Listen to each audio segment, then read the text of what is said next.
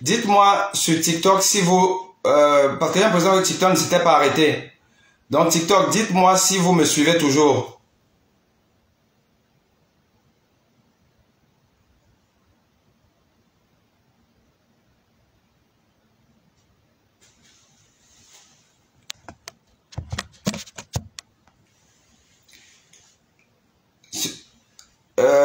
Pas du tout, docteur. Ah bon, vous me suivez pas?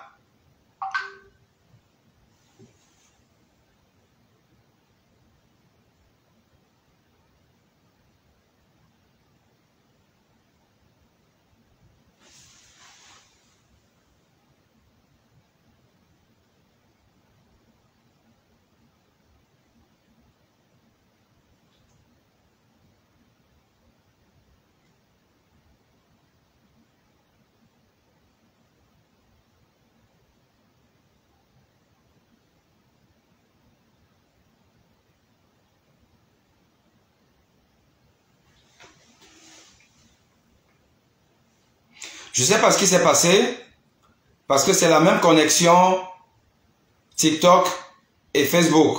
Et d'ailleurs, c'est mon téléphone Facebook qui partage sa connexion à mon téléphone TikTok.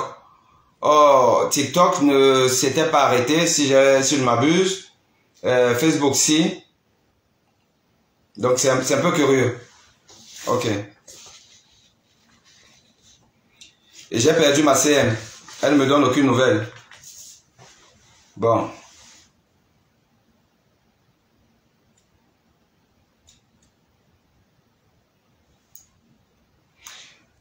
Accordons le temps à ceux qui étaient quand même là, qu'on a perdu. S'ils peuvent revenir. Donc, encore 1 minute et puis je reprends.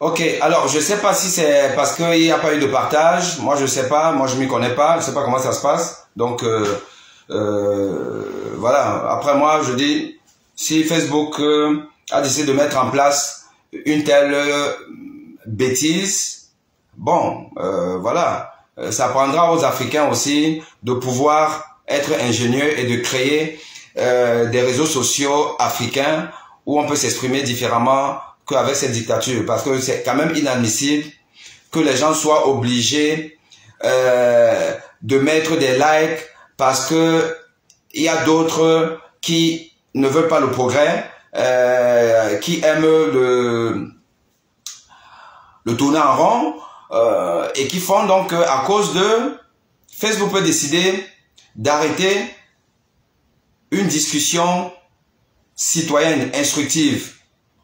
Moi, j'ai jamais compris ça. Ça dépasse mon entendement. Mais c'est bien fait pour nous parce que on pense que voilà, il faut toujours consommer ce qui vient d'ailleurs. Toujours consommer ce qui vient d'ailleurs. C'est quand même incroyable. Toute une Afrique n'est pas capable d'avoir un réseau social. On doit dépendre de Zuckerberg. Bon. Ok, on va faire avec. Donc, on reprend. Je vous disais donc que de manière plus que très probable, compte tenu des données épidémiologiques, les données épidémiologiques veut dire les données sur la fréquence des événements. le nombre de cas qu'on peut avoir dans une population donnée, ou le nombre de nouveaux cas qui survient dans une population donnée à une période bien donnée qu'on appelle l'incidence. Compte tenu de tous ces éléments-là en médecine, on parle de probabilité de survenue de telle ou telle maladie, de survenue de telle ou telle complication. Et au vu des données que nous avons, Monsieur Samy Lénard, ou le Noir, qui a fait un accident avec fracture d'un os long et une fracture complexe, avec d'ailleurs émiettement des os, il y a eu certainement rupture de l'intégrité de la moelle osseuse. La moelle osseuse contient entre autres de la graisse. Cette graisse-là a certainement traversé la brèche de la paroi des vaisseaux sanguins qui sont dans l'os. Et donc la graisse est partie là où il ne faut pas qu'elle aille, c'est-à-dire dans la circulation sanguine. Et arrivé dans la circulation sanguine, cette graisse a commencé à travailler. Et tout ça, ça se passe progressivement, sur plusieurs heures, sur plusieurs jours. Et pendant ce temps-là, vous êtes bien portant. Vous ne ressentez rien. Vous n'avez aucun symptôme. Ça se passe de manière insidieuse. Pourtant, il y a un problème. La prévention est le meilleur traitement de l'embolie pulmonaire graisseuse. Le syndrome d'embolie graisseuse a une évolution insidieuse, lente, asymptomatique pendant longtemps. Ça peut l'être. Parce que si la mobilisation n'est pas très importante au début, mais plus, enfin la mobilisation de la graisse dans le sang, si elle n'est pas importante au début, ben, écoute, on va rire, hein. On va blaguer, on va se balader, machin truc. Mais plus, notre bras est toujours malade. Même si on dit que, ben, vous savez, quand vous avez le bras comme ça, vous dites que ne bougez pas, mais de manière réflexe et tout, vous allez faire des gestes. Chaque fois que vous faites le geste, vous désorganisez cette stabilité fragile qu'il y a là. Donc, les molécules de graisse vont continuer à rentrer dans la circulation sanguine. Jusqu'à atteindre un seuil critique où, et maintenant, quand on va même vous opérer, mais tardivement, si le chirurgien ne tient pas compte de ces éléments-là, en allant maintenant travailler dans le champ opératoire, à l'endroit où il faut, on peut encore mobiliser une autre partie de la graisse. Cette nouvelle mobilisation peut être la goutte d'eau qui fait déborder le vase. On va faire l'opération et tout, l'opération est terminée, mais pendant l'opération, la graisse s'est encore mobilisée dans le sang. Et voilà. On est sorti de l'opération, ben voilà, on est tranquille et tout. Mais sauf que, peut-être le lendemain, on est en post-opératoire, on est arrivé à l'hôpital tranquille, on a été opéré tranquille, mais le lendemain, ça ne va plus. On sent qu'on a du mal à respirer. Les infirmières passent, elles prennent les paramètres, la saturation, alors qu'on saturait à 90%, 96%, ben là on est à 94%. Ce n'est plus bon. Parce que quand on est en dessous de 95% de saturation, la saturation c'est le taux d'oxygène dans le sang. 93%, 92%, on commence à sentir qu'on ne respire pas bien. Les particules de graisse sont déjà dans nos poumons. elles ont commencé à l'être à Kribi. Et à Yaoundé, elles ont atteint le seuil où le corps dit que bon là je ne peux plus supporter. On commence à être...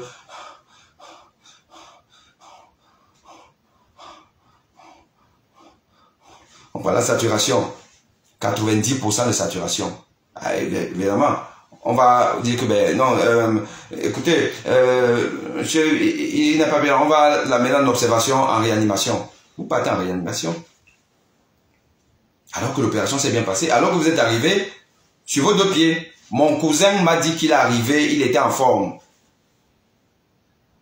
Alors, il est possible que lors de l'opération, il y a eu une nouvelle mobilisation qui a fait, la goutte d'eau qui a fait déborder le vase. Est-ce la faute du chirurgien? Je serais malhonnête pour dire que c'est sa faute dans le sens où il a fait exprès, il devait... Non, je ne dirais pas ça. Je dirais simplement que quand on a un patient comme celui-là, avec ce qu'on a observé, par anticipation, l'hôpital devrait avoir ça en tête. Le personnel devrait avoir ça, j'espère qu'ils ont eu ça en tête. Pour prendre des mesures d'anticipation.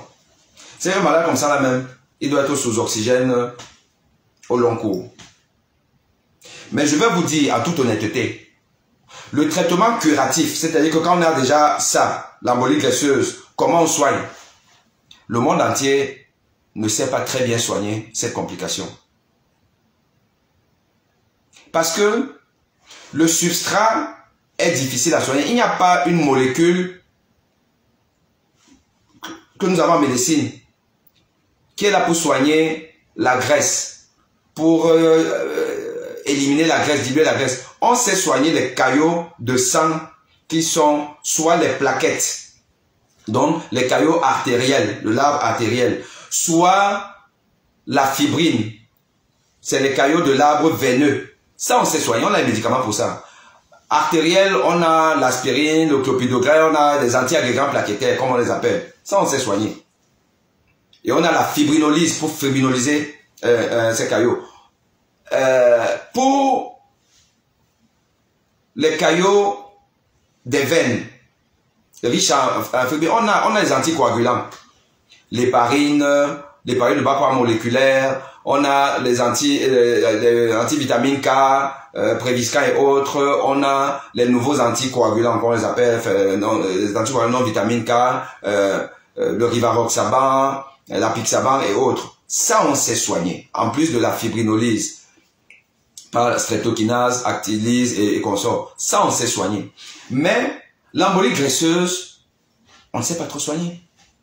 On est plus dans le symptomatique quand ça devient sérieux, mais surtout c'est la prévention. Et la prévention, c'est quoi? C'est déjà savoir faire le diagnostic. Déjà savoir que quand il y a un os long cassé, faites attention, pensez à l'embolie, enfin au syndrome d'embolie graisseuse. Pensez à ça. Donc, immobiliser, le patient ne bouge pas. On doit l'immobiliser réellement. Le chirurgien doit passer l'orthopédie, savoir si il va opérer ou pas, mais il faut qu'on soit dans un milieu médicalisé d'emblée. Ce n'est pas prendre un taxi ou une Prado, quitter Kribi pour arriver à Yaoundé. Comme ça là, non. Le problème de ce jeune homme-là, c'est ce trajet-là. Cette incapacité de l'hôpital à pouvoir l'opérer là sur place et à être transporté dans ces conditions-là jusqu'à Yaoundé. C'est-à-dire que l'hôpital de la Caisse a récupéré une bombe.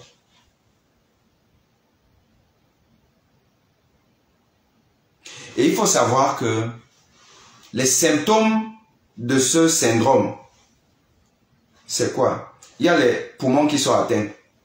Il y a le cerveau qui peut être atteint. La peau peut être atteinte. Les yeux peuvent être atteints par ces micro-particules graisseuses dont je vous ai parlé. Au niveau du cerveau, à un moment donné, on peut être irrité, nerveux, un peu léthargique, la tête lourde, on peut avoir ce genre de signes à cause de ça. Au niveau de la respiration, comme on dit, on a du mal à respirer. On a du mal à respirer parce que c'est les poumons qui oxygènent le sang. On a du mal à respirer. Au niveau de la peau, on peut avoir des taches qui vont apparaître vers le 4e jour comme ça. Là. On peut avoir des taches, ce qu'on appelle les pétichis. Un purpura pétichial. Donc on peut avoir des taches qu'on n'avait pas. On commence à voir ça.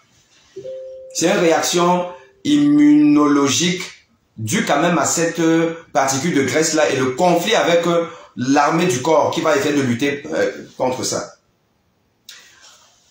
À l'œil, on doit pouvoir faire un fond d'œil. Si on fait un fond d'œil, on peut trouver qu'il y a des petites taches d'hémorragie. Ça, c'est les symptômes classiques du syndrome d'embolie graisseuse. Tout médecin doit le savoir, être conscient de ça et d'être en alerte.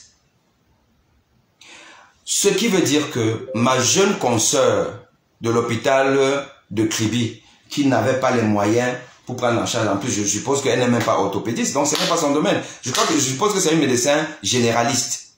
Bon, elle fait ce qu'elle peut. Mais, elle doit avoir ça en tête. Ça veut dire quoi? Ça veut dire qu'elle devrait interdire c'est un bien grand mot, le transport dans ces conditions. Mais une fois qu'elle interdit ça, elle va faire comment? Elle va inventer l'ambulance. Elle ne peut pas inventer l'ambulance. Elle ne peut pas inventer l'ambulance.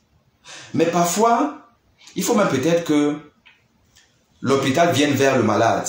Et ce n'est pas toujours le malade qui doit aller vers l'hôpital. Dans un environnement aussi démuni que le Cameroun et nos hôpitaux, peut-être que c'est un chirurgien qui devrait se déplacer soit de Douala, soit de Yaoundé pour venir là, puisqu'il n'y a pas d'ambulance pour transporter. Et que même l'ambulance, il faut que l'ambulance soit équipée et que les gens de l'ambulance sachent même que ici, là, il y a un risque de mobilisation de la graisse dans le sang. Donc, on ne doit pas transporter n'importe comment.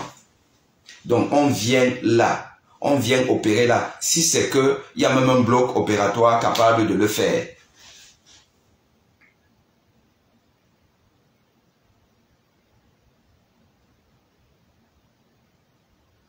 En fait,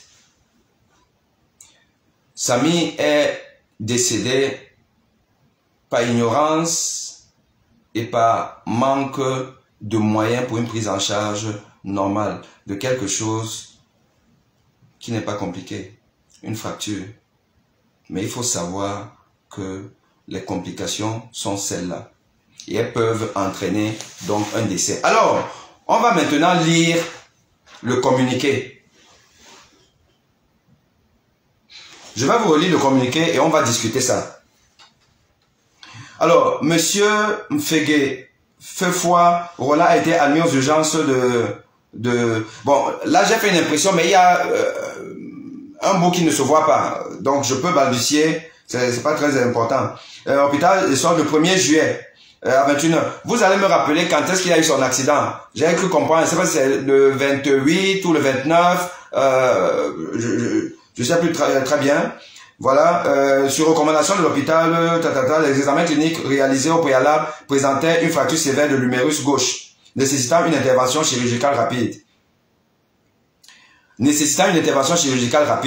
Mais elle n'a pas été rapide puisqu'elle s'est fait plusieurs jours après. Après signature de la note de consentement éclairée par le patient en présence de sa compagne, l'opération comme convenu s'est déroulée le 3 juillet. Donc, il y a eu opération le 3 juillet. Il est arrivé le 1er juillet. Donc, il s'est passé quand même, allez, on dit 2-3 jours. Bon, je comprends que au Cameroun, on avait les histoires de qu'il faut donner d'abord de l'argent et tout ça là. Donc, l'hôpital aussi a quand même perdu un certain temps. Si on part sur le principe, quand je vous ai dit que il faut le faire rapidement, il faut une immobilisation. Donc maintenant, pendant ces 3 jours-là, est-ce que ce jeune homme-là, il se baladait dans sa chambre dans ces conditions? Si, à mobiliser son bras partout, pendant 2-3 jours, là, déjà, on peut interroger. Je ne veux pas être dans la vindicte, je ne veux pas jeter les gens en pâture. En plus, je suis médecin. Et que, vous savez, hein, nul n'est parfait. Mais là, on a perdu des jours avec un patient qui n'avait pas les conditions adéquates. Même si on ne perd pas tout de suite. Mais la mobilisation, l'immobilisation, autant pour moi, l'immobilisation du membre doit être stricte. Or, là, on a perdu quand même encore des jours. Après en avoir perdu beaucoup entre Kribi et là, et un transport compliqué. Donc, il y avait tous les ingrédients pour faire une complication inattendue. Au cours de l'intervention, l'équipe chirurgicale a constaté que l'os était émietté en plusieurs petits morceaux, appelés séquestres dans le jargon chirurgical. Et donc, il ne peut pas avoir émiettement comme ça là, sans lésion de la moelle osseuse. C'est compliqué. Et donc, sans mobilisation de la graisse. Je dis encore que si on fait l'autopsie de ce jeune homme, on va retrouver dans ses poumons des taches de graisse. Et la première description de ce syndrome date de 1862. Un certain Zenker qui avait trouvé dans les poumons d'une personne décédée justement des taches de graisse où il ne doit pas en avoir. Donc, à retrouver à l'intérieur dans le parenchyme du poumon, donc c'est-à-dire que le tissu du poumon, il a retrouvé des taches de graisse. Mais la première description clinique de ce syndrome,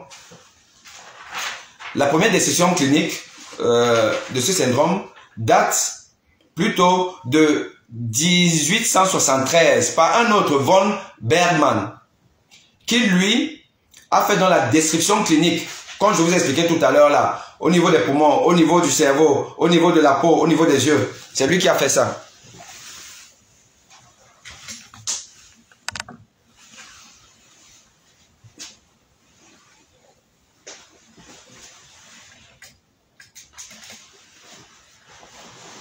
C'est vous dire si en fait ce syndrome est connu depuis la nuit des temps. Mais il faut le savoir, il faut avoir ça en esprit. Et les traumatologues doivent avoir ça en esprit. Parce que la première cause est traumatologique, je vous ai dit. Dans 95% des cas, c'est dû en fait à une fracture des os longs. Alors, pour ce faire, il existe certaines zones dans le corps humain où la chirurgie peut faire un prélèvement d'os. C'est ainsi qu'un petit bout d'os a été prélevé sur l'aile. Bon, j'arrive pas à lire ce qu'il y a là-bas. Il y a gauche du patient pour réaliser cette greffe osseuse autologue. Bon, là, je pense qu'aujourd'hui, tout le monde est édifié. Et mon cher jeune collègue, docteur Claudel Noubissi, vous a fait le point là-dessus, sur ce que, effectivement, il n'y a aucune difficulté avec ça. On peut prendre un os qui vient d'ailleurs.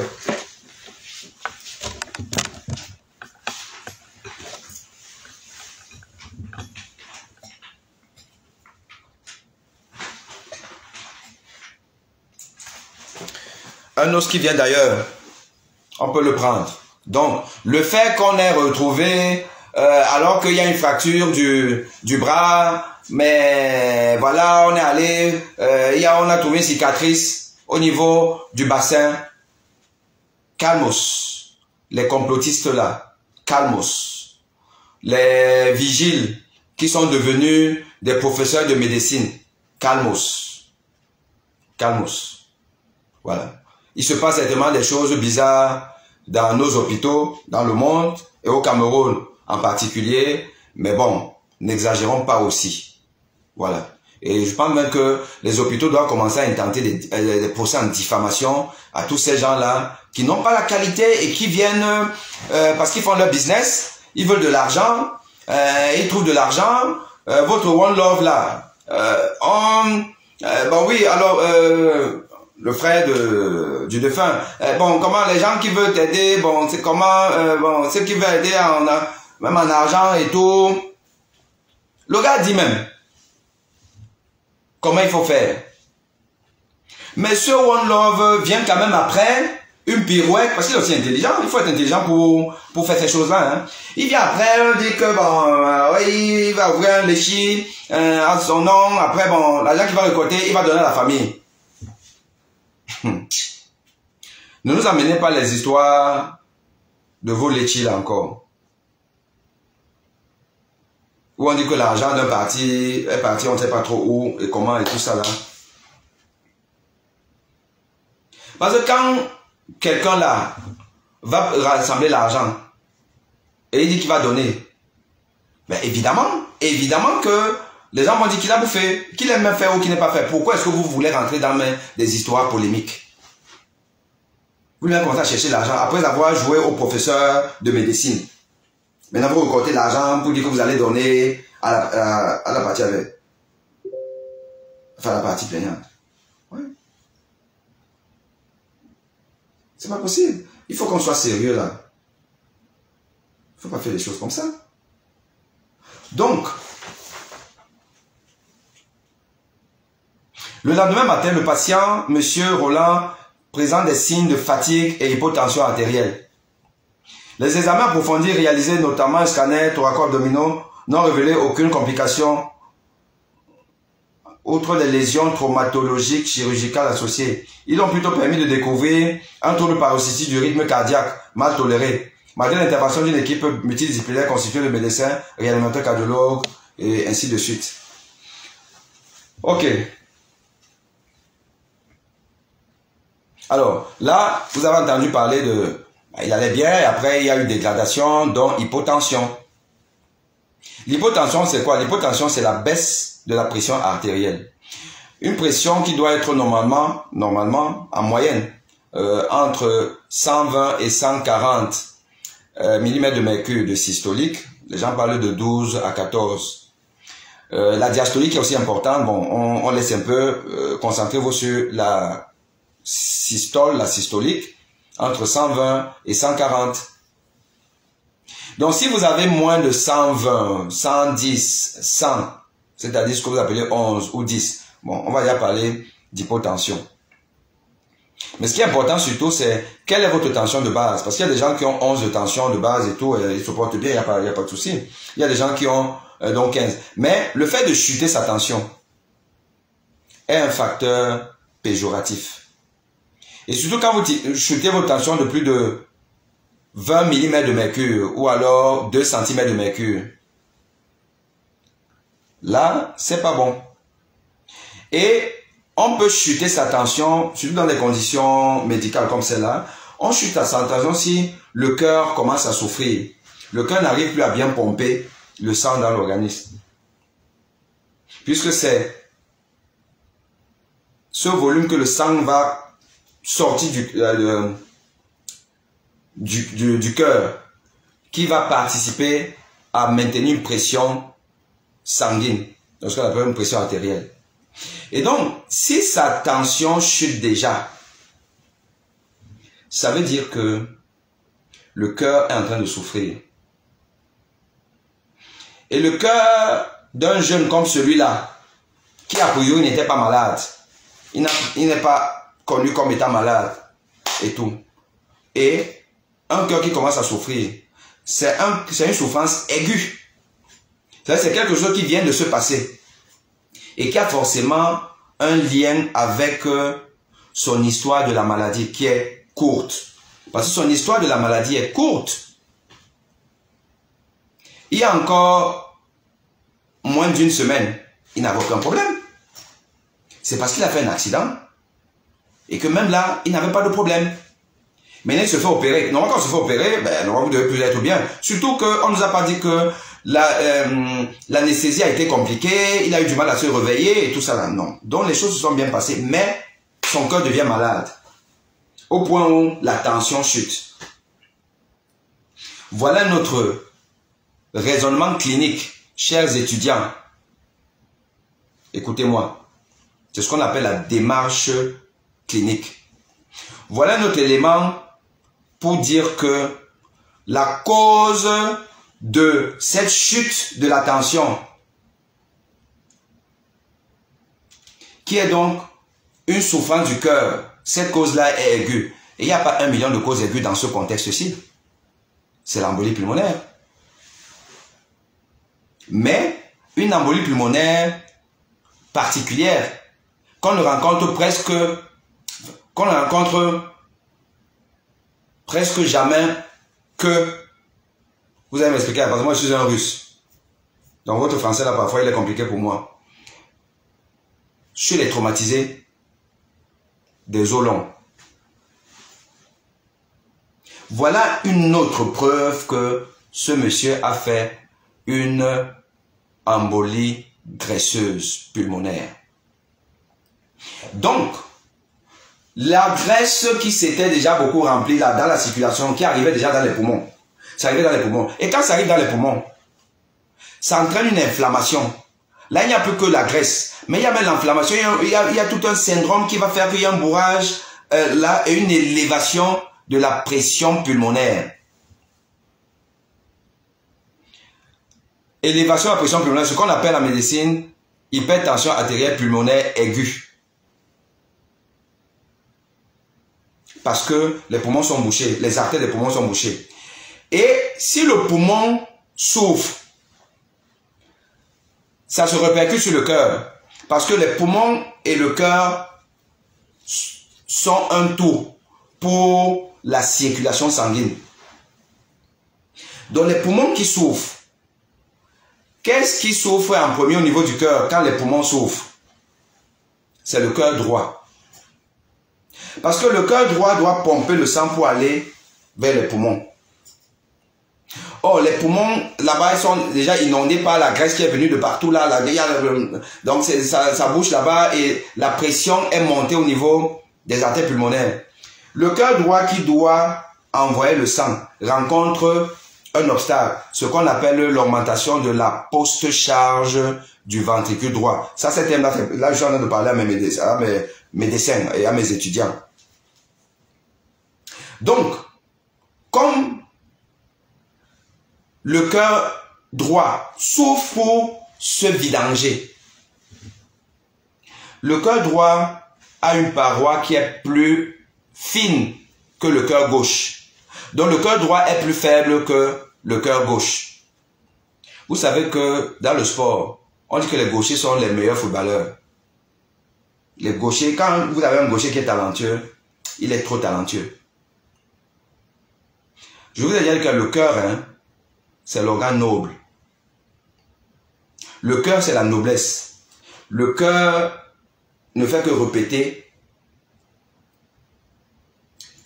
la logique de l'organisme, du fonctionnement de l'organisme.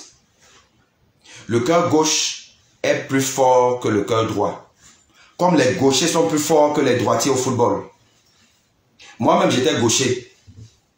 Mais je n'ai pas fait carrière. Pourquoi? Parce que mes parents, c'était en eu ça. Moi, je suis né gaucher. À l'époque, à notre époque, être gaucher, c'était un peu comme on disait que être sportif, footballeur, c'est être bandit. Être gaucher, c'est comme si tu allais devenir un bandit.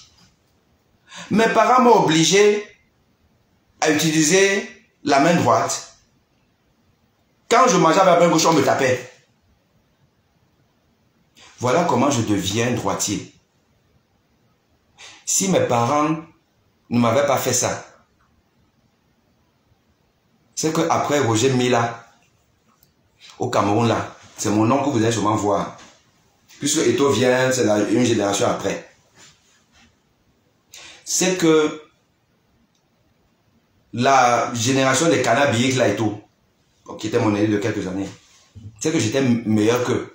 Parce que j'étais gaucher à la base. Déjà droitier, j'étais un footballeur, mais les gens qui ont joué avec moi me connaissent. N'Golo Kanté, c'est moi. Imaginez alors si j'étais gaucher. Donc, le cœur droit est faible.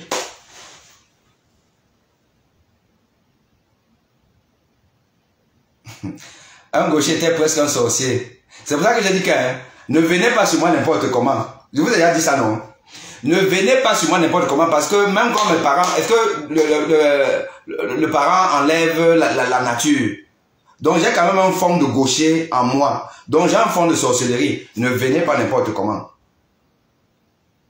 Et en plus, n'oubliez pas que je fais un tour au Bénin. Donc, les Maglo-Ondoa, les Famendongo, les gens qui viennent là n'importe comment là sur moi, je suis en téléchargement. Alors, le cœur droit qui a du mal à pomper, va se fatiguer.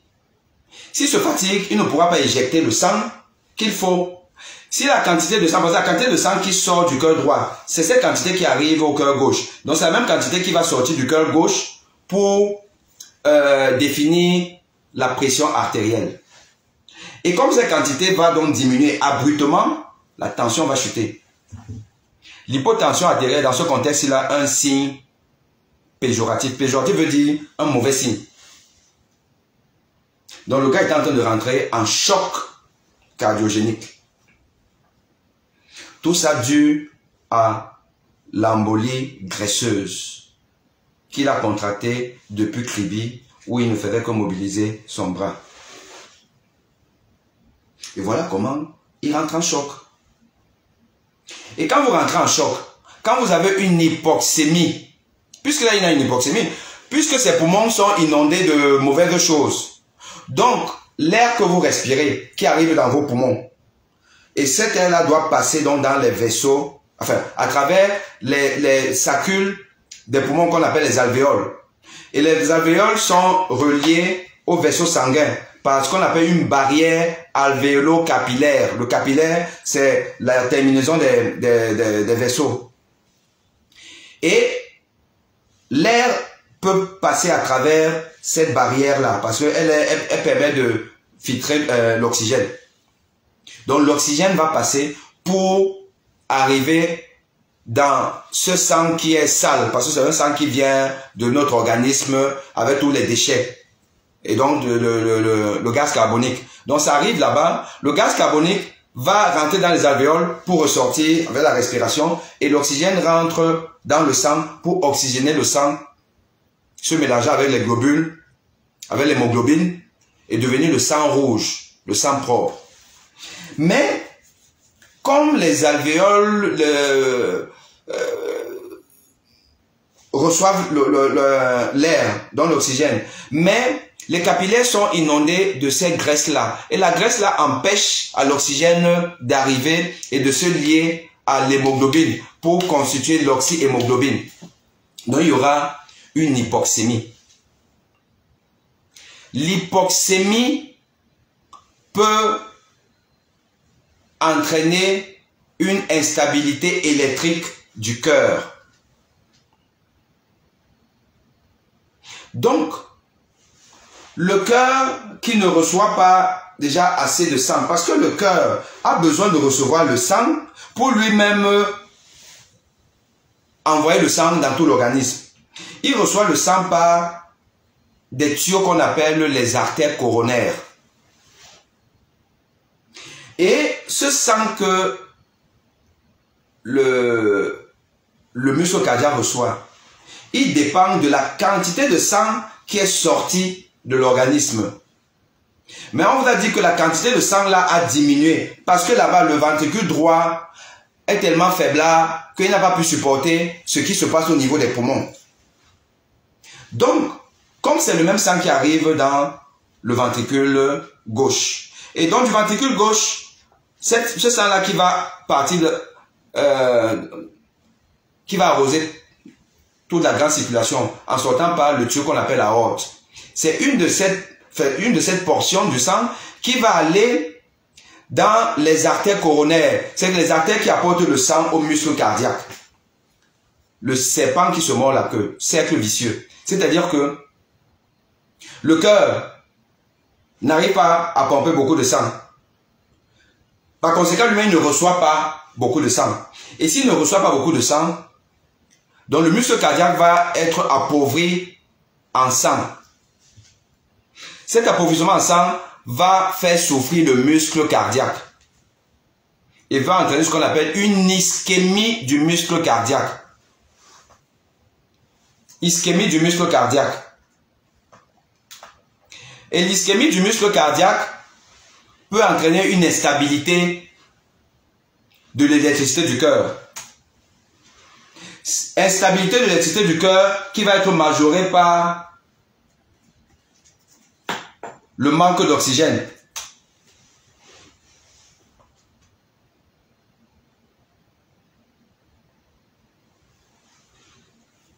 Bon, je vais CM, je vais répondre aux questions après.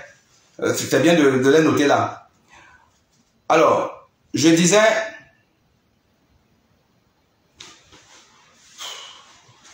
est-ce que j'ai soif?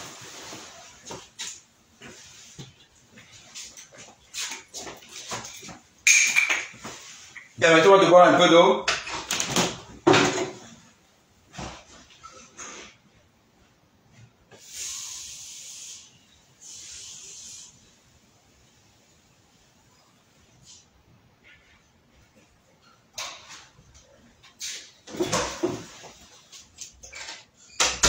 La prochaine fois, hein, vous m'envoyez les euros pour que j'achète au moins un jus pour boire. Parce que vous faites tout ça là, sans me faroter, c'est pas bon.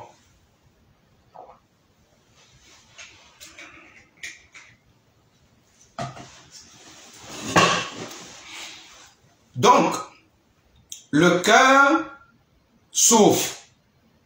Le sang n'arrive pas suffisamment dans le muscle cardiaque à cause de l'hypotension artérielle. Et en plus, au niveau des poumons, l'oxygène n'arrive pas dans le sang. Et donc, le peu de sang qui arrive au muscle cardiaque est même aussi pauvre en oxygène. Donc, ça décuple la souffrance du muscle cardiaque. Et quand il y a souffrance du muscle cardiaque, il y a instabilité électrique. Donc, le cœur, au lieu de faire ça, il peut faire ça. C'est ce qu'on appelle, il peut avoir des extrasystoles supraventriculaires, dont la fibrillation, enfin, qui va déboucher sur la fibrillation atriale. Donc, les oreillettes battent la chamade. Mais les oreillettes, ça va encore. Parce que les oreillettes, c'est les petites cavités du cœur. Bon, même si elles souffrent et tout, bon, on peut se passer de ça. Mais si cette souffrance-là concerne les ventricules et qu'il y a des extrasystoles ventriculaires, beaucoup, la tachycardie ventriculaire et fatalement la fibrillation ventriculaire, donc le ventricule qui bat la chamade. Fibrillation ventriculaire. Bon, ce communiqué qui quand même, bah, je peux aussi comprendre, hein, comme c'est un communiqué administratif, quand même et tout. Donc, en plus, le directeur ne va pas rentrer dans les détails, mais c'est pas lui qui a écrit, hein. Même le déroulé, là, tout là, vous comprenez que c'est pas lui qui a écrit, c'est les médecins qui ont écrit. Mais les médecins ne sont pas allés jusqu'au bout. Tant qu'à faire, à partir du moment où vous nous donnez le dossier médical en ligne, ben, donnez-le peut-être entièrement, pour qu'on le discute. Bon, les examens, ils ont plutôt permis de découvrir des troubles paroxystiques du rythme cardiaque mal tolérés. Bon, en médecine, ça ne veut pas dire grand-chose. Troubles du rythme paroxystique cardiaque mal toléré. C'est pour ça que moi, j'imagine, quand je lis ça, parce que c'est codé, j'imagine que c'est la fibrillation ventriculaire. Parce que c'est elle qui est souvent mal tolérée. La fibrillation ventriculaire, c'est un jeune qui n'avait rien, qui était a priori en bonne santé. Ça vient faire quoi là maintenant? Mais ça vient faire simplement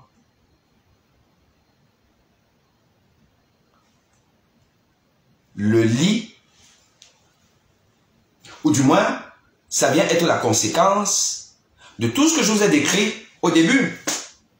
Nous sommes dans une continuité logique de ce que ce monsieur-là, sa fracture, est la cause de son décès. Et sa mauvaise prise en charge de la fracture est la cause de son décès. Son retard de prise en charge que j'ai énuméré depuis le début. Nous sommes dans la même logique. En médecine, on a ce qu'on appelle une unicité de raisonnement. C'est quand même difficile de dire que le malade, il a en même temps le palu, il a la fièvre typhoïde, il a encore la gastrite, il a machin, comme je vois dans les diagnostics de mes jeunes médecins au Cameroun. C'est-à-dire que vous arrivez dans un hôpital, on vous trouve 1 million de diagnostics. Non, il faut être logique. C'est une cause qui entraîne une conséquence. Et donc, effectivement, ce monsieur, je pars sur le principe que tout ce qui est dit là est vrai. Je pars sur ce principe-là. Donc, le monsieur a fait une fibrillation ventriculaire qui n'a pas été récupérée. Maintenant, après, on va quand même nous dire comment est-ce qu'ils ont réanimé. Il y avait quoi? Comme le disait le brillant... c'est Max Senior ou Senior Max. Excusez-moi, je suis désolé de d'écorcher certainement le nom. Mais je dis encore un brillant. Voilà. Il a été réanimé comment? Est-ce qu'il y avait un défibrillateur là-bas? Ben, s'il y avait un défibrillateur, est-ce qu'il marche? Depuis quand il n'a pas été utilisé? Parce que les défibrillateurs, vous savez, hein, ici nous en France, hein, quand vous avez un matériel, vous avez l'obligation de faire la visite de ça, de faire des simulations. Même si vous n'avez pas eu de cas pendant un certain temps, vous devez pouvoir vous assurer que c'est branché, qu'il y a assez d'énergie. Parce que vous allez peut-être aller utiliser quelque chose au moment où vous utilisez, vous allez voir que c'est gâté. On a déjà tout vu. Donc, on ne nous dit pas comment ça a été pris en charge. Mais moi, je vous dis donc simplement que s'il y a eu trouble du rythme mal toléré, c'est la fibrillation ventriculaire. S'il y a une fibrillation ventriculaire, c'est parce que le muscle cardiaque a souffert. Or, ce malade-là n'avait pas une maladie chronique. Donc, c'est une souffrance aiguë. Par défaut d'apport de sang, puisqu'on nous appelle d'hypotension. Et ce défaut d'apport de sang, c'est parce que ses poumons étaient bouchés. Les poumons étaient bouchés par quoi? Par la graisse. Syndrome d'embolie graisseuse. Et la graisse, la sort d'où? Ça sort de son accident. Et pourquoi? Parce qu'on a fait un accident, on a ça. Tous les gens n'ont pas ça. Oui, parce que bon, lui il a la malchance en plus. Il a eu le truc, je sais pas, peut-être le 28, le 28, peut-être juin, ou le 29, je sais pas trop, mais il est opéré le 3. Donc il y a eu un retard. Et que même, si on va dire qu'on va opérer tardivement pour plusieurs raisons, il n'y a pas eu observation d'une immobilisation médicale ou médicalisée. Et pour quelle raison? Est-ce que tous les gens qui tournent autour étaient même au courant que cette maladie existe, que cette complication existe, que le syndrome d'embolie graisseuse existe? That is the question. Une fois que j'ai dit ça, j'ai déjà beaucoup parlé, je vous ai dit l'essentiel, et maintenant je vais essayer de regarder s'il y a donc des questions pour essayer de répondre. Alors, question des abonnés.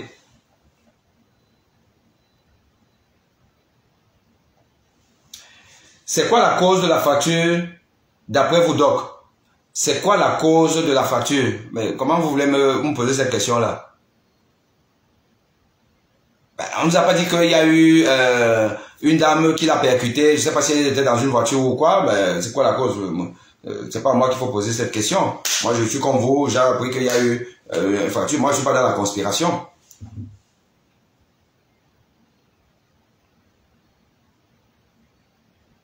Alors, apparemment, 2 personnes. Oui, s'il y a des gens qui veulent intervenir, si ma sœur un peu gérer ça, moi, je ne sais pas si je saurais faire intervenir. S'il y a des gens qui veulent intervenir, vous pouvez aussi enfin, elle doit savoir hein, comment il faut faire pour que les gens interviennent. Là, je peux laisser l'opportunité aux gens d'intervenir à ce stade-ci.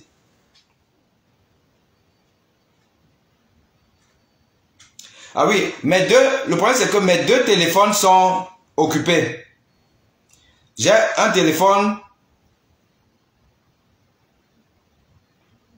j'ai un téléphone, sauf si, est-ce qu'il peut avoir des appels, comment il peut avoir des appels à partir de, est-ce qu'il peut avoir des appels à partir de WhatsApp, je pense pas WhatsApp ordinateur, parce que mes deux téléphones, malheureusement, c'est ça. Comme je suis aussi maintenant sur TikTok, et que les TikTokers ont aussi droit à... Bon, ça va peut-être être compliqué. Il me faut un troisième téléphone. C'est ce que je comprends.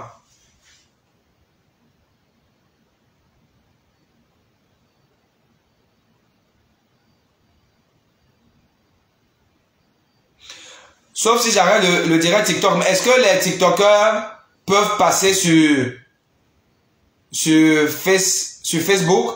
Est-ce que les TikTokers peuvent passer sur Facebook pour que je puisse utiliser le téléphone TikTok pour répondre aux questions? Enfin, pour laisser les gens intervenir. Est-ce qu'on peut faire ça?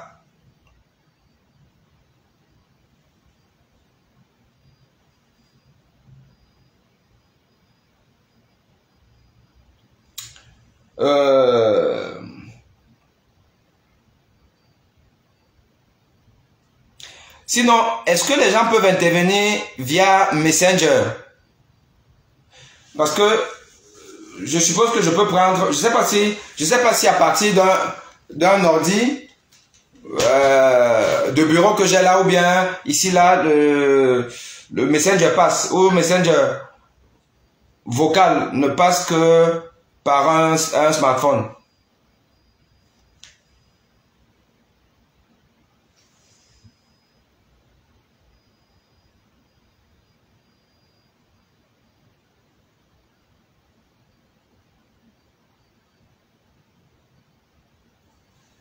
Bon.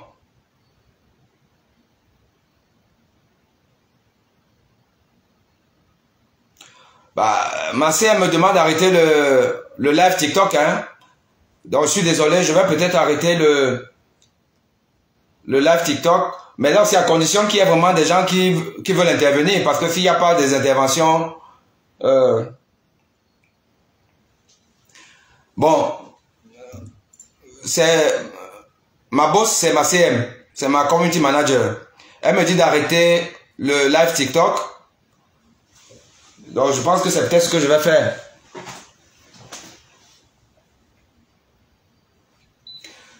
Les TikTokers basculaient sur Facebook. Les TikTokers basculaient sur Facebook. Et donc, CM, tu sais que le téléphone que j'utilise pour TikTok,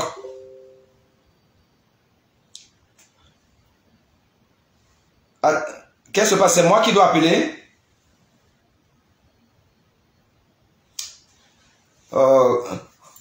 Non. Est-ce que tu peux pas... Je crois que c'est comme ça qu'il faut faire, non? Tu donnes le numéro le numéro professionnel.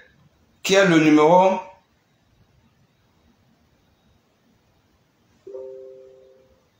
Oui, il faut que je vous donne Mais écris-moi ça. Tu peux m'écrire ça, le numéro. Tu l'as, non, le numéro de professionnel. Qui est le numéro de Dakar. Tu l'as ou pas?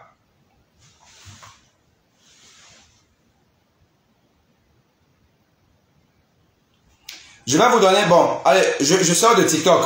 Malheureusement, je vais arrêter TikTok. Les TikTokers, vous basculez sur Facebook, s'il vous plaît.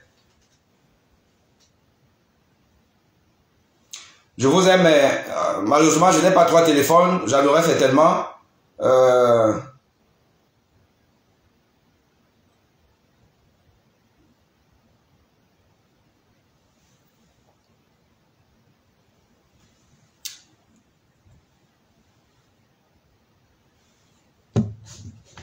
CM, peux-tu me donner...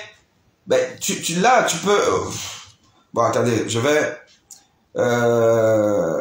Bonnie Dakar... Tac. Tac. Tac. Paramètres. Non. Paramètres. compte. Où est-ce qu'on regarde? Alors, je vous donne le numéro par lequel vous pouvez m'appeler. Plus 221. Plus 221. 78. 136. 12 39.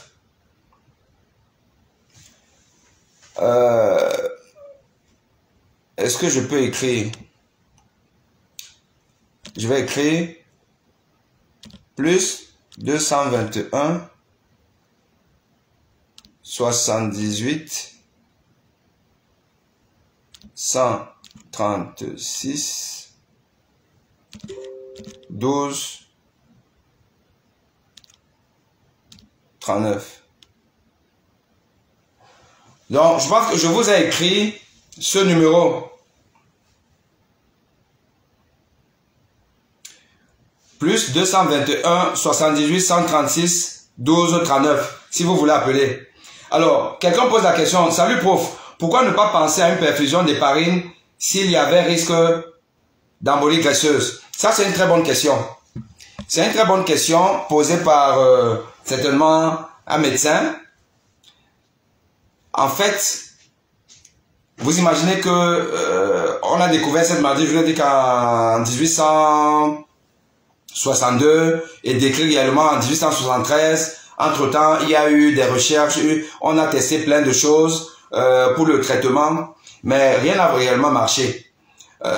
Et l'héparine ne marche pas. Et je vous ai quand même expliqué pourquoi. Dans la physiopathologie de l'embole graisseux, ce n'est pas d'abord la fibrine, c'est la graisse. Or, l'héparine ne soigne pas, ne traite pas, ne dilue pas la graisse. Non.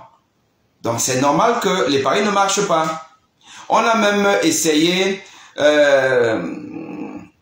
les anti-inflammatoires, dont les corticoïdes, mais ça marche très peu. Parce que une fois de plus, on arrive un peu au bout de la course.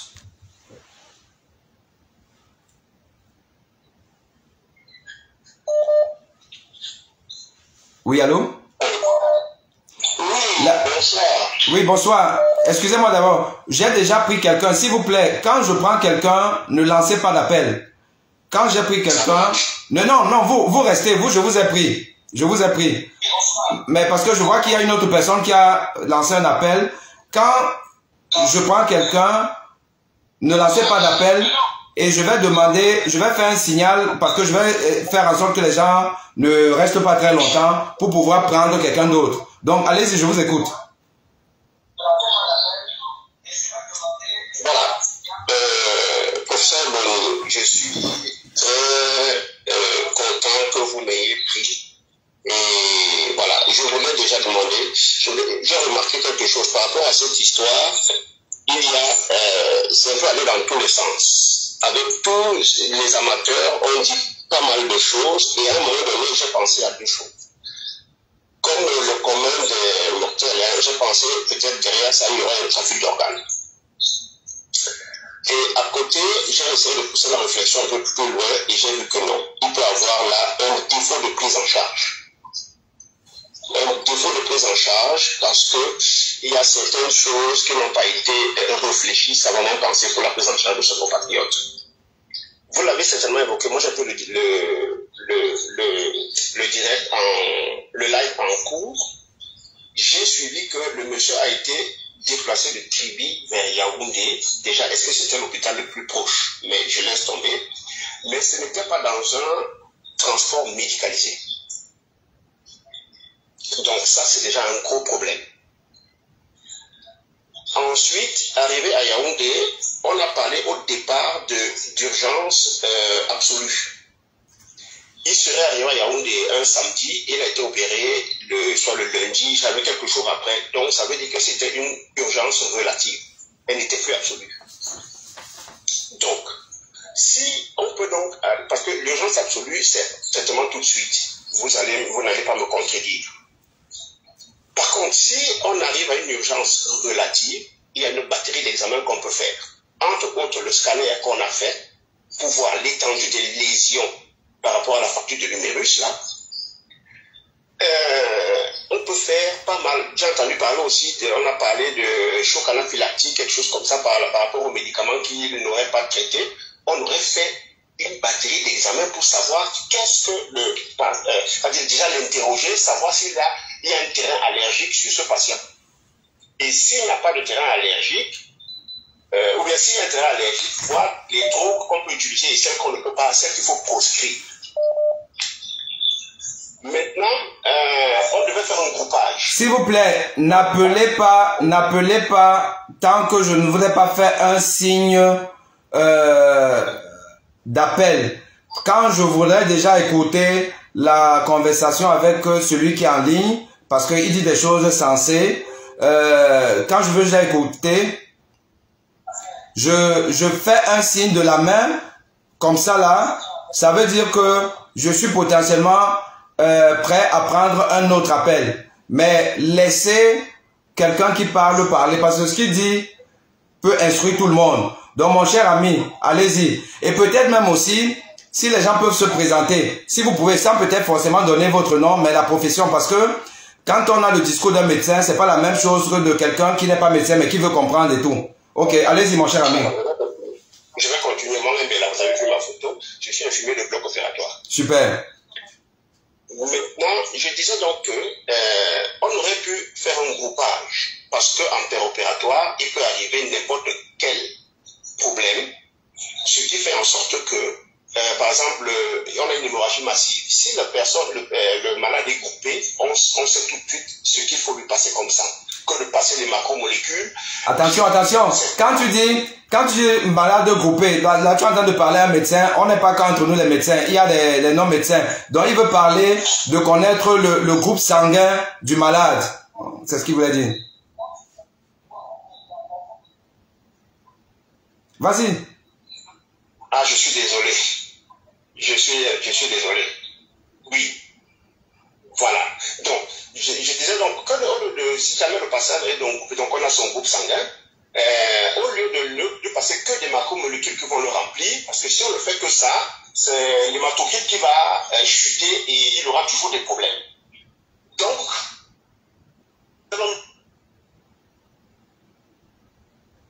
pour pouvoir prendre en charge correctement ce malade. Donc, de mon point de vue, si, visiblement, vous pensez plus vers une embolie graisseuse. Alors, le patient avait la chance d'être métis. Si, par rapport aux photos que j'ai vues, donc, des signes, au moins sur la peau, au niveau cutané, il y a les pétichis. On peut voir.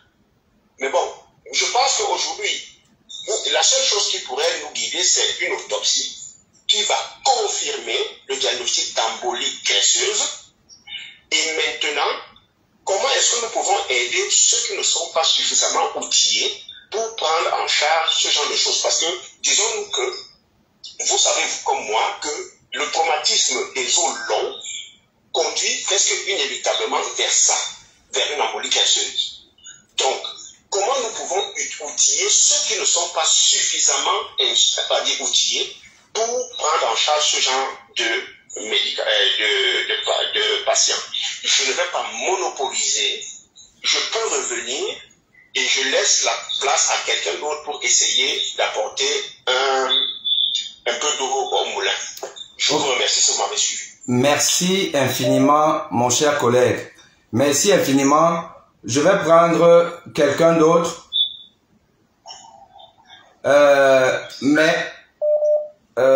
Je vais prendre quelqu'un d'autre, mais avant que la personne ne parle, s'il vous plaît, avant que vous ne parliez, je vais un peu commenter ce qui a été dit par le précédent intervenant.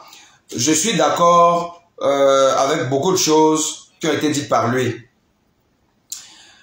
Je suis, par exemple, d'accord de ce que, dans cette prise en charge, on aurait pu faire différemment. En termes diagnostiques, il y a des choses qu'on aurait pu faire. Ça, je suis tout à fait d'accord. Mais, une fois de plus, ici, là, il est difficile de penser à une autre cause que celle-là, en toute objectivité. Il est difficile de penser à autre chose que celle-là, parce que le terrain était vierge. On entend chez nous par expression terrain vierge, ça veut dire que il n'y avait pas d'autres tas, pas d'antécédents particuliers. Donc, on peut imaginer que c'est une situation aiguë qui a provoqué ça. Donc, je laisse, bon, l'autre est partie malheureusement, je lui avais demandé de patienter, elle n'a pas patienté. Donc, je prends la deuxième personne qui veut intervenir. Vas-y.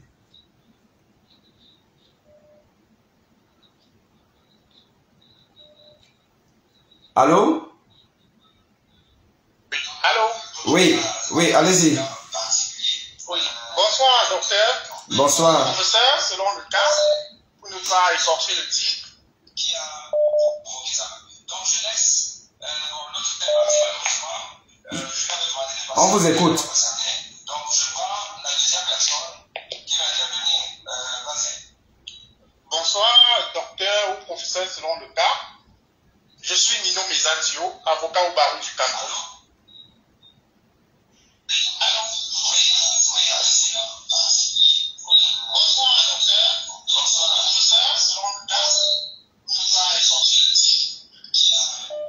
Alors, mais vous parlez plus? Oui, je disais tantôt que je suis Nino Mezadio. Je suis Nino Mezadio, avocat au barreau du Cameroun. Je suis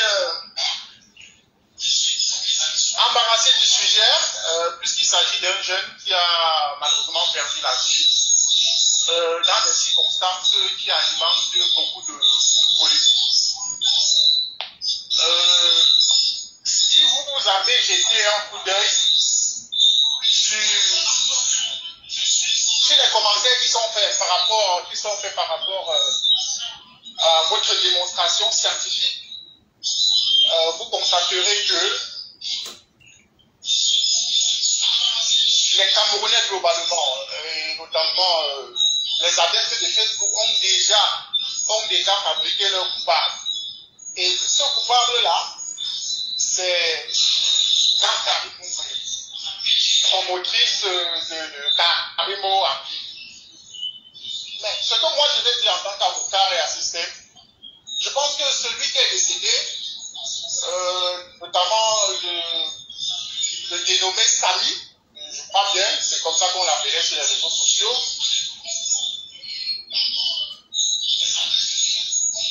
a sans doute subi un accident, mais était conscient. C'est-à-dire qu'il a eu cette partie du bout du bras, que vous avez expliqué, mais il était conscient depuis Djibi jusqu'à Yaoundé.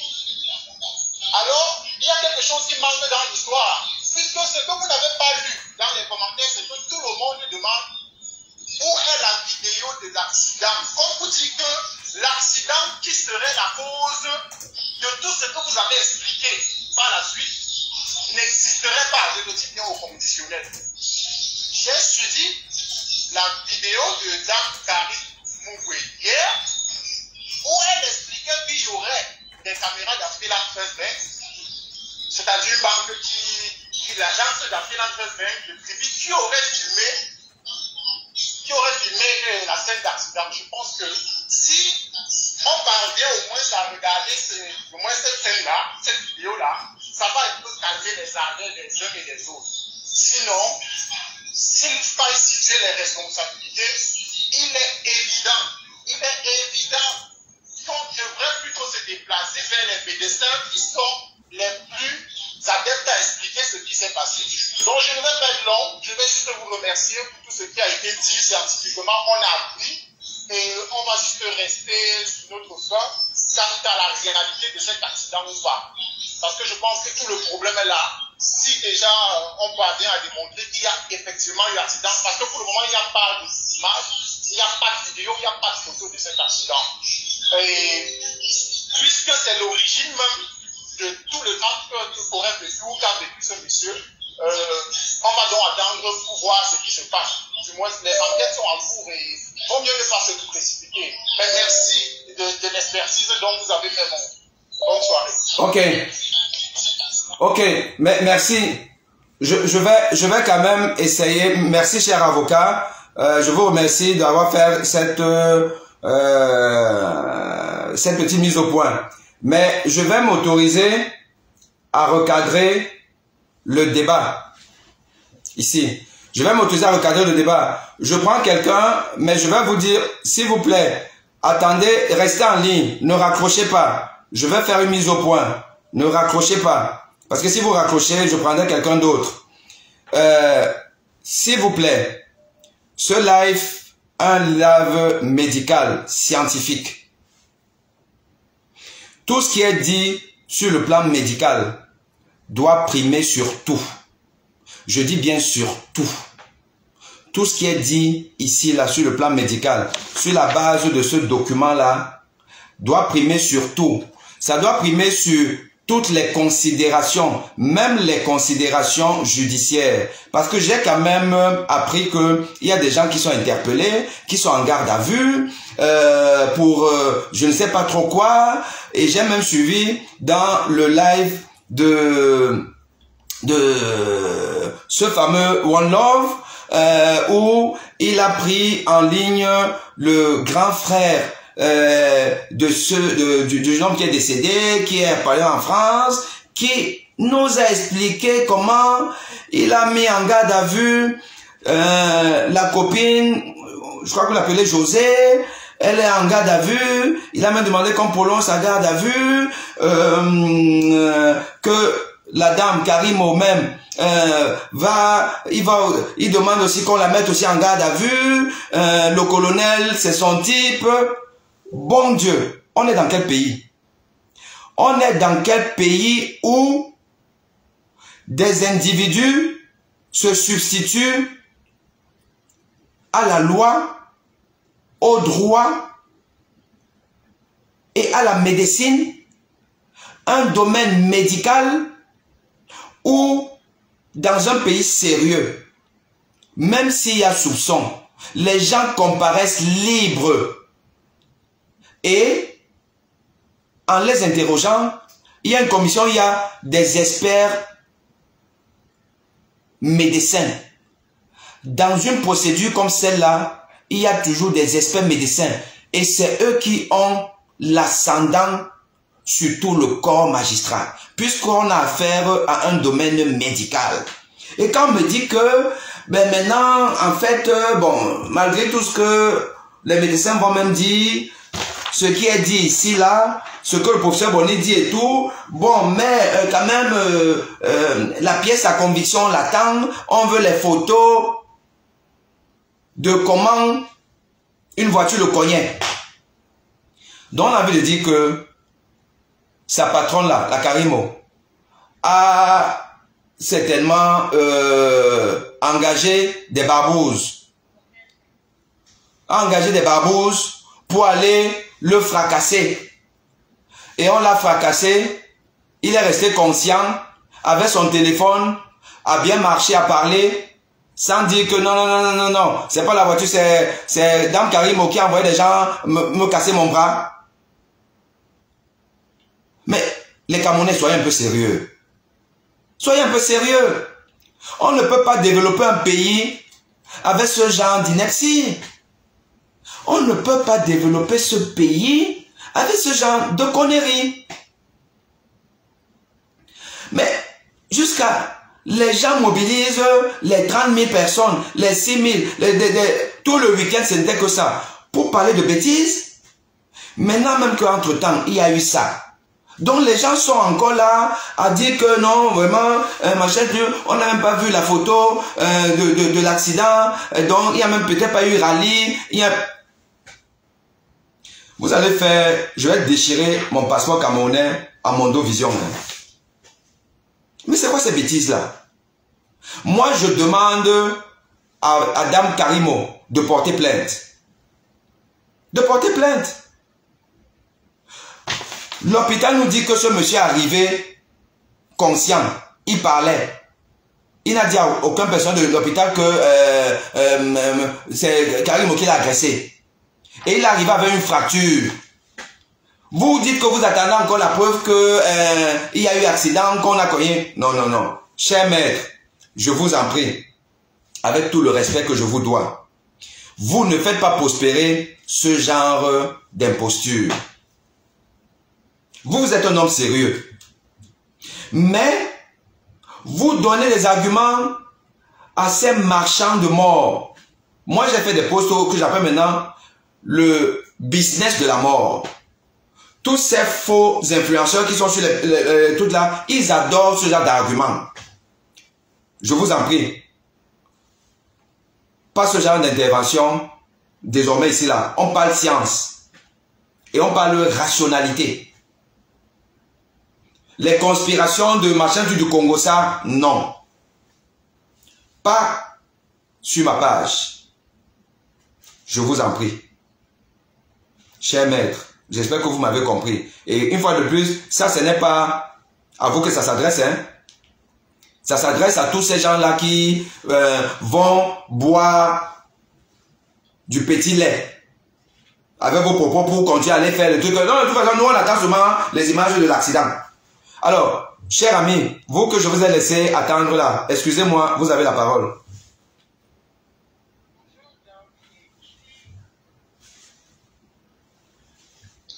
Merci infiniment pour la présentation que tu as faite de, on appelle ça fat emboli. J'ai une question à poser, donc, parce que ici chez nous, c'est une condition qui arrive peut-être une fois sur 100. Et pendant mes cliniques, on nous dit qu'il n'y a pas de médicament, comment dire, de traitement spécifique. Bien que les différentes littératures suggèrent les stéroïdes, les barines, le dextran, ma question est de savoir, en tant que spécialiste, parce que bon, ce que les livres nous enseignent, c'est une chose, et ce que le professionnel que tu es peut recommander est une autre. Maintenant, sur le plan technique, quelle serait l'approche ou alors la thérapie adéquate pour ce genre de situation? Parce que donc, pour les autres blocs, on sait très souvent comment prendre soin de ça. Mais compte tenu de ce que le fat emboli est relativement rare, qu'est-ce que tu suggères comme traitement approprié?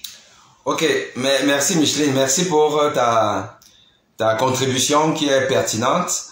Je vais tenter de répondre, mais tu me poses une colle. C'est une question difficile. Une question difficile parce que, comme je l'ai déjà dit, malheureusement, on ne sait pas très bien être dans le curatif de cette maladie. On sait... bon, donc, je vais prendre quelqu'un d'autre. Merci Micheline, à bientôt. Donc, on ne sait pas très bien... Restez, s'il vous plaît, restez en ligne d'abord. Restez en ligne, je vais vous prendre. J'explique d'abord. On ne sait pas très bien traiter. Parce que comme j'ai expliqué, le substrat est complexe.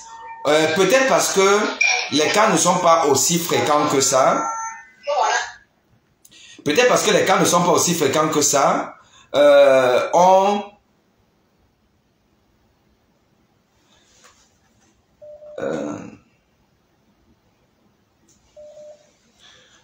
Peut-être que les cas ne sont pas aussi fréquents que ça. Il n'y a pas des études qui ont essayé d'analyser d'autres cas.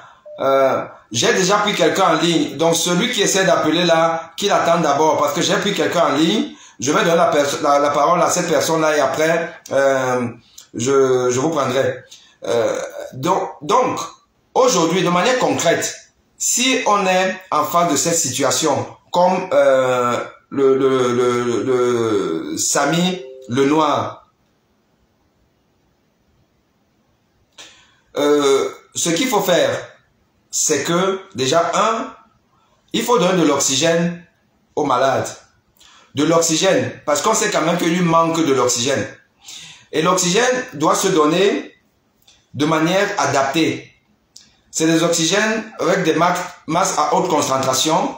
Parfois, on peut être amené à utiliser des machines qui aident à oxygéner, ce qu'on appelle la ventilation non invasive, voire l'intubation du malade. Il faut, puisque vous avez qu'il y a un choc, parce que l'embolie pulmonaire, in fine, il y a quand même un choc qui va se produire, un choc hémodynamique qu'on appelle. Donc il faut traiter le choc. Pour traiter le choc, comme a dit le précédent, on va donner ce qu'on appelle les macromolécules. Donc des molécules qui vont essayer d'augmenter la pression oncotique, augmenter la pression du sang, augmenter le volume du sang. Mais aussi, on peut être amené à donner des sympathomimétiques, des médicaments qui vont augmenter la contraction du cœur qui est fatigué et augmenter les résistances vasculaires pour augmenter une fois de plus la pression. Donc, là, on est dans vraiment le symptomatique et puis le physiopathologique pour essayer de maintenir une certaine contraction myocardique, élever la tension pour mieux oxygéner le cœur. Parce que si la tension est augmentée, le cœur va moins souffrir. Comme je l'ai expliqué tout à l'heure, à cause de l'hypotension, il y a le cœur qui souffre. Et on va diminuer le risque de faire de la fibrillation. S'il y a la fibrillation, on va utiliser un défibrillateur. Il faut en avoir pour choquer le malade, pour le défibriller. Donc on va être dans une réanimation cardiologique poussée. En plus de ce que le malade a quand même de l'oxygène. Bon, évidemment, on mettra quand même de l'héparine à ce malade-là. Parce que comme je vous ai aussi dit, il y a la graisse qui est le primo movens. Donc c'est-à-dire que le point de départ. Mais il y a quand même de la fibrine qui va venir, les plaquettes et tout. Donc on va donner de l'héparine, on va donner tout ça là pour essayer un peu de nettoyer ce bloc-là. Le débarrasser de ce qu'on peut, ce dont on peut se débarrasser. Pour que la particule de graisse reste la plus fine possible. Et avec le temps, avec la physiologie et les mécanismes naturels, et puis les supports en drogue, pour qu'il n'y ait pas une hypotension, pour que le rein fonctionne bien, parce qu'il faut qu'on s'assure qu'il n'y a pas une oligurie, donc c'est que le patient continue à uriner. Voilà, on monitore tout. Tout ça là, pour qu'on passe le cap. Et le cap, on va le passer progressivement, et puis après, on pourra donc voir venir les choses. Donc, c'est pas une fatalité, cette maladie, mais il faut avoir les conditions de réanimation adéquates. Est-ce que l'hôpital de la Caisse a eu des conditions de réanimation adéquates pour qu'on ne perde pas ce malade-là? That is the question. Donc, je laisse la parole à celui que j'ai pris tout à l'heure. Allez-y. Oui, bonjour, docteur, c'est Serge Alambo. Bonjour, Serge. Ça va? Ça va bien.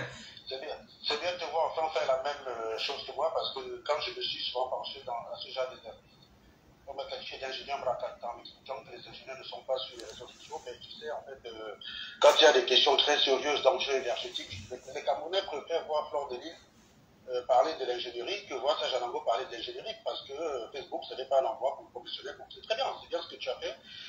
Moi, je t'ai découvert ce matin parce que j'ai Michel, petit journaliste qui est sur Internet, Michel Zoui, là, qui m'a demandé de te suivre, parce qu'en fait, elle m'a soumis à une torture psychologique ce matin, puisqu'elle voulait entendre mon avis sur la question, et naturellement, quand je ne maîtrise pas, je ne peux pas parler. Et je me suis simplement appuyé sur ce qui se sait. Ce qui se sait, c'est les déclarations publiques. Par exemple, Karimo s'est expliqué hier, et son récit paraît cohérent. C'est-à-dire qu'en l'absence de tout élément objectif venant la contredire, ça ne sert à rien de multiplier des directs à gauche à droite, ça ne sert strictement à rien. Je suis passé dans le direct du petit jeune One Love pour lui expliquer ça, pour lui dire attention, si tu te mets à faire des directs à tout va, parce qu'il y a quelqu'un qui te dit j'ai une conclusion, tu ne vas pas t'en sortir de ça. Parce que toi tu es scientifique comme moi, on a sur l'habitude de dire que l'hypothèse qu'il faut privilégier dans le cas, c'est l'hypothèse la moins chère. C'est celle qui a besoin de moins de variables, c'est l'hypothèse la plus économique. En l'occurrence, quand un accident lui seul explique la mort, c'est pas la peine d'aller inventer un complot qui mènerait un médecin d'hôpital de Tribi un médecin de Yaoundé, et en plus le directeur de la CNPS, ce que je crois comprendre, c'est Nicolas Botan, qui n'est autre que le neveu du président de la République. En gros, ce petit jeune Karim, c'est Karim, c'est ça, aurait assez de pouvoir pour mêler autant de personnes dans un complot sordide. Et il faut quand même rappeler aux gens, monsieur le docteur, que le trafic des organismes, ça ne se fait pas comme ça, puisqu'on ne peut pas prendre le rein de n'importe qui et mettre chez n'importe qui. Il y a toute une batterie d'essais qu'il faut faire auparavant. Est-ce que la personne n'a pas un cancer? Est-ce que la personne n'est pas malade? Est-ce qu'elle ne dispose pas du VIH, par exemple, des choses comme ça? On ne va pas retirer un rein à quelqu'un alors qu'on ne connaît même pas son dossier médical, quoi. Donc c'est autant de choses qui montrent qu'on a un pays qui n'est pas prêt, puisque les gens préfèrent écouter des histoires qui n'ont aucun sens, plutôt que d'écouter un expert. Je me réjouis, parce que pour une fois, ton direct a quand même attiré du monde. Ça veut dire qu'il y avait des gens qui... Dans le lot, il y a des gens qui se posent sincèrement des questions. Et puis dans le lot aussi, il y a des gens qui sont là pour la polémique, c'est-à-dire qu'ils ont déjà leur réponse. Et quoi que vous allez dire, ils n'en répondront pas parce qu'ils ont envie que quelqu'un ait tué cette personne. Voilà, puisque la mort n'est jamais simple. Je tiens aussi à rappeler aux gens que Maître Swap est mort dans les mêmes conditions, que ce n'est pas parce que quelqu'un est debout après un accident que cette personne n'a pas de problème dans l'organisme. J'ai fait un direct après la mort de Cabrel pour expliquer la différence qu'il y avait entre 80 km/h et 90 km/h. C'est une histoire d'accélération, et qu'à 80 km/h, tu as une accélération de 15 G qui ne fait pas déplacer les organes, donc 80% des accidents de 80 km/h, tu t'en sors vivant.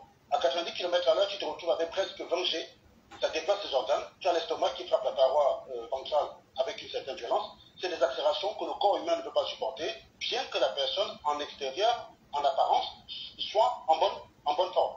Voilà, bon, c'est pas le genre de direct qui n'a pas été beaucoup vu, puisque les gens ont déjà estimé qu'il a trempé quelque part, et comme l'autre il a trempé, parce que Carimo, je ne la connaissais pas, je ne le connaissais pas, c'est la raison pour laquelle je n'ai pas voulu m'exprimer sur la question, mais quand on a fait un communiqué avec un récit des circonstances, j'ai dit aux gens que j'appréciais et qui voulaient faire des choses, j'ai dit, faites un direct, que si vous avez un élément objectif qui vient remettre cela en cause. Or, chez nous, il y a beaucoup de gens qui racontent des histoires, qui ont juste besoin de se mousser, qui ont juste besoin de se préparer. Ils ont des confidences. J'ai vu des gens qui expliquaient qu'on l'aurait tabassé, drogué, et on l'aurait amené à l'hôpital pour enlever son rein. Donc, franchement, le fait qu'il était au village à un rite était devenu suspect. C'est quand même incroyable, ça, quand même. C'est-à-dire que tout ce qui est... En fait, de façon générale, la pauvre Carimo, il faut qu'elle sache juste qu'elle n'a même pas à s'expliquer. Plutôt porter plainte, parce qu'à partir du moment où vous avez un abruti qui est convaincu que c'est elle la tueuse, tout ce qu'elle va dire, ils pourront de quoi l'accabler. Par exemple, elle était maquillée, mais c'est une chef d'entreprise. La nana, elle a perdu un de ses collaborateurs. Mais la vie continue. Le mec, il est dit, ah, bon, on ne peut plus rien faire pour lui, mais par contre, l'entreprise, si tu fais n'importe quoi, écoute, il faut sauver l'entreprise, c'est normal. Elle porte sur sa tête le poids de plusieurs emplois. Donc voilà.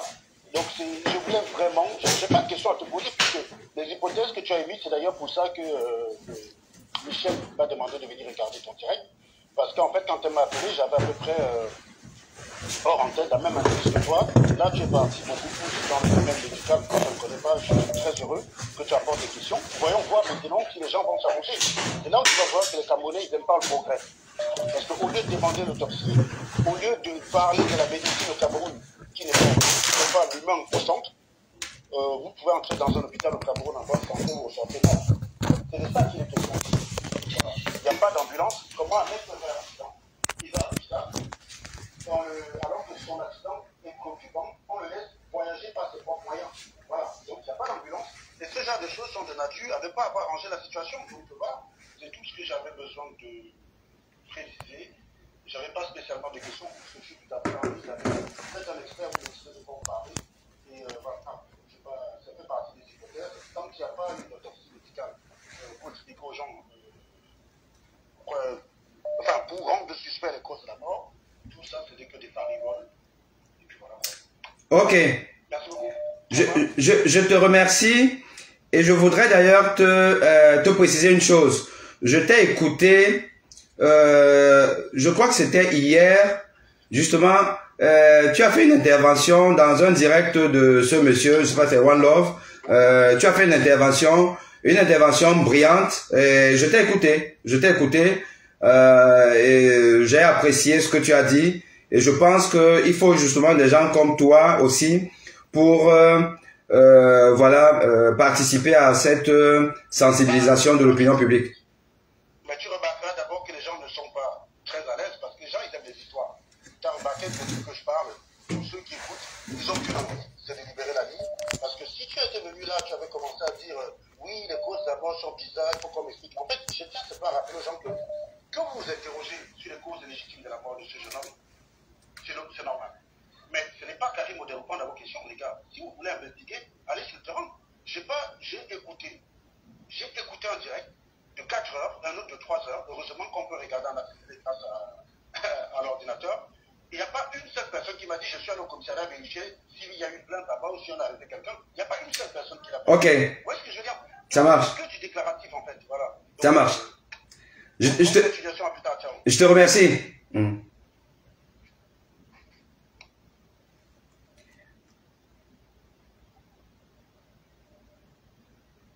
Oui, allô? Allô? Allô? Oui, docteur.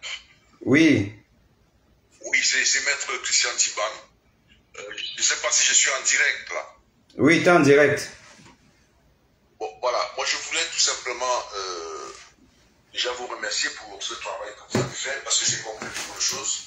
Alors, j'aurais une petite observation à faire. Pour ceux qui veulent savoir, veulent connaître les causes de l'accident.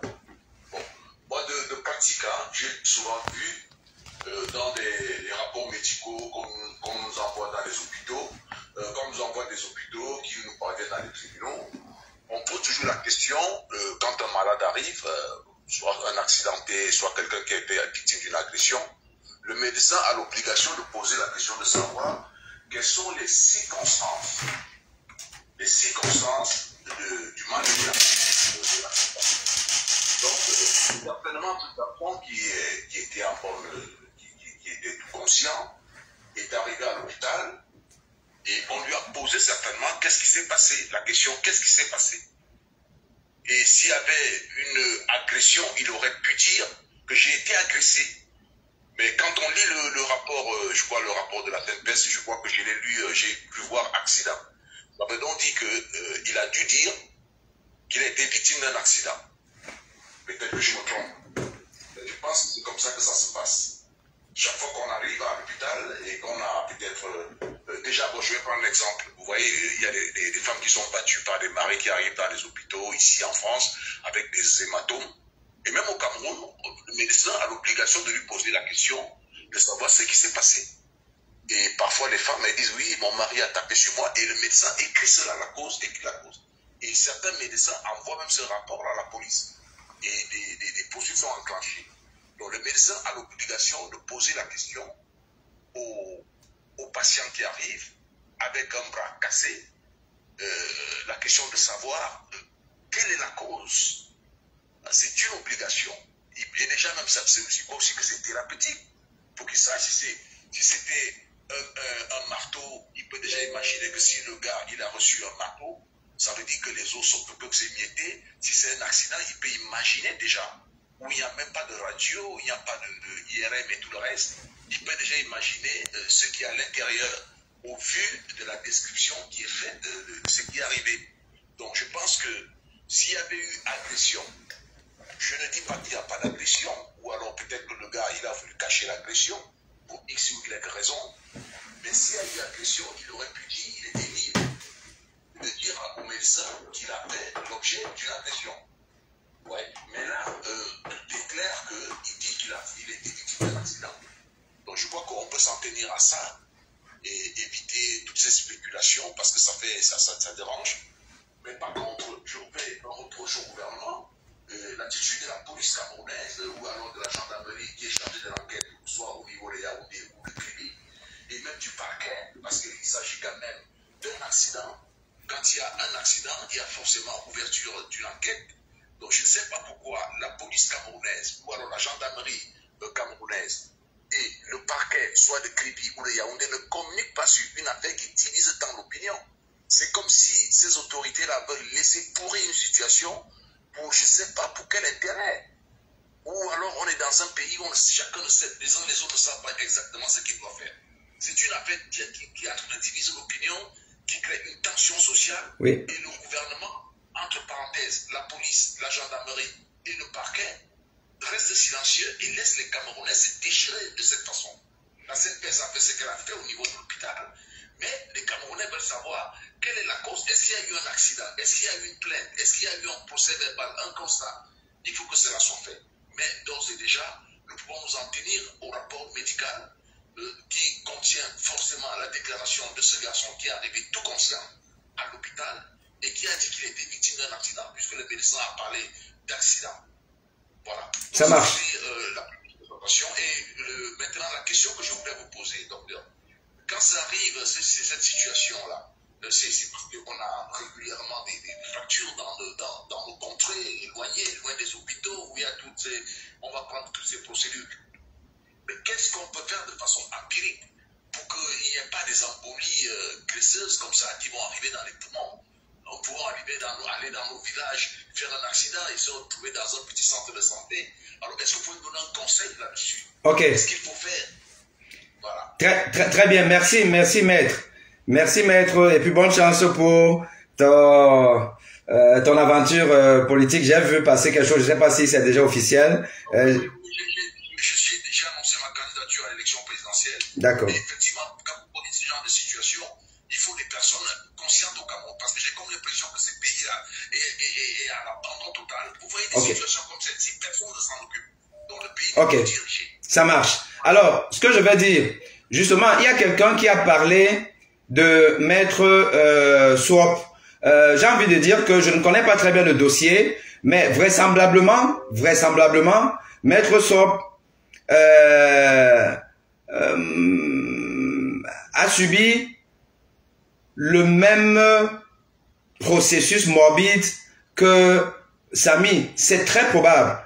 Le problème, c'est que ce qui me manque dans le détail de maître Swap, c'est quel est l'os. Est-ce que c'était un os long également? Et on sait que sa prise en charge a été aussi longue, houleuse. Donc c'est possible. C'est possible qu'il soit décédé d'une embolie graisseuse. Et donc c'est un problème qui est sérieux au Cameroun. Malheureusement au Cameroun, on ne fait pas des études épidémiologiques. On peut se rendre compte que le phénomène est beaucoup plus important qu'on ne le pense. Et dans ce cas, ça devient un problème de santé publique. Qui dit problème de santé publique, il faut des mesures adéquates, étatiques, pour pouvoir endiguer le phénomène. Alors si moi j'ai un conseil à vous donner, à partir du moment où vous êtes en face de cette situation, de quelqu'un qui a un accident, et tout, ne le mobilisez pas. Il faut qu'il soit immobilisé. Donc il faut qu'il y ait une prise en charge médicale. Le transport par les taxis et autres là, ne faites pas ça. Oh, vous allez me dire qu'il n'y a pas d'ambulance chez nous. Qu'il n'y a pas d'ambulance chez nous. Bon, comment faire? Voilà. Il faut surtout pas mobiliser le malade. Le malade doit être tranquille, dans un coin, attendre les soins médicaux sur place. L'opération doit se faire le plus rapidement possible. Voilà déjà de manière ramassée ce que je veux vous dire, mais il faut surtout avoir en idée que cette maladie existe, cette complication existe. Voilà. J'ai une position un peu compliquée là maintenant parce que mon téléphone est arrivé complètement à plat. Heureusement que j'avais regardé, il me restait 1%. Donc j'ai dû brancher ça, mais je branche ça à un cordon qui n'est pas très long. C'est pour ça que j'ai cette position. J'espère que ça va pas s'éteindre. Alors, est-ce qu'il y a un autre intervenant?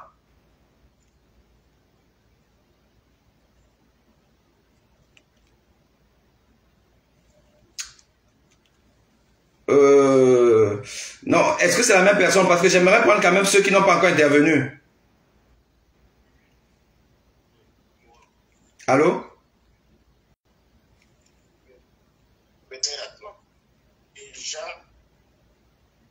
Allô? Oui.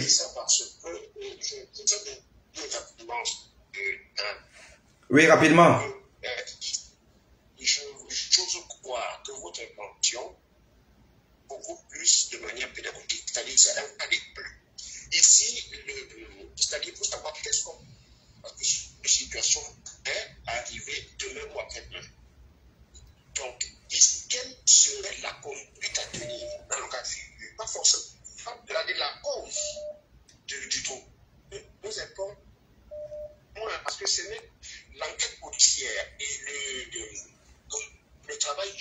entière qui doit développer la cause de ce travail scientifique pour savoir que demain,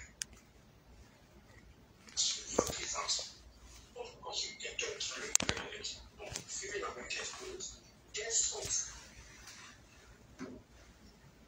La personne, il faut transporter la personne de manière médicale. Il faut une prise en charge médicale urgente. De l'autre côté, donc, une dame qui est intervenue, qui a parlé, qui a dit que